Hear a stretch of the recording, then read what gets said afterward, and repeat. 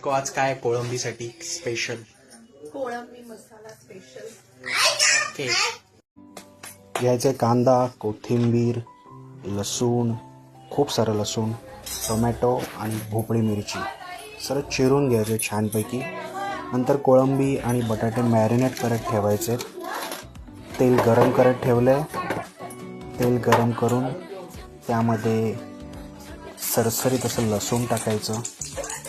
ते छान शिजून द्यायचं.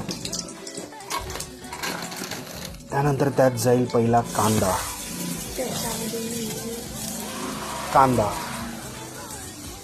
तो कांदा फार छान हलवून घ्यायचा. खोबरा किसून घ्यायचा तोपर्यंत, जो नंतर पडल्या ह्याच्यात टोमॅटो आणि भोपळी मिरची जी आपण छान चिरून घेतली त्यांना परतून घ्यायचं आहे. त्यांना व्यवस्थित शिजून द्यायचं आहे. त्यानंतर थोडंसं उकळ आल्यानंतर त्यात तिखट, हळद आणि जे रेग्युलर गरम मसाले आपण जे टाकतो ते,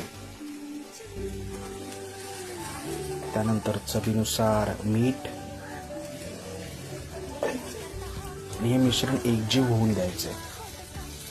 कोणताही मसाला, चिकन मसाला असेल, कोळंबी मसाला असेल, कोणताही मसाला जेव्हा आपण बनवतो त्यावेळी सगळ्यात मोठी चूक आपण हे करतो की जे हे समुद्रातली कोळंबी वगैरे जे आहेत ते आपण लवकर टाकतो.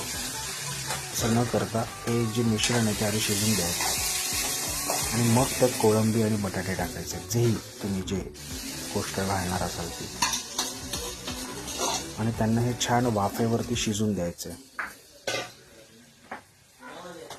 गरज असेल तितकं पाणी टाकायचं आहे आणि त्याला छान शिजून द्यायचं.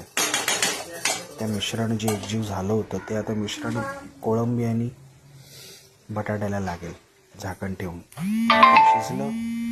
त्यामध्ये खोबरं, मालवणी बायको असल्यामुळे, आणि छान असं त्याला घाटून घ्यायचं आहे आणि त्यांना 5 मिनिटासाठी पुन्हा शिजत ठेवायचं.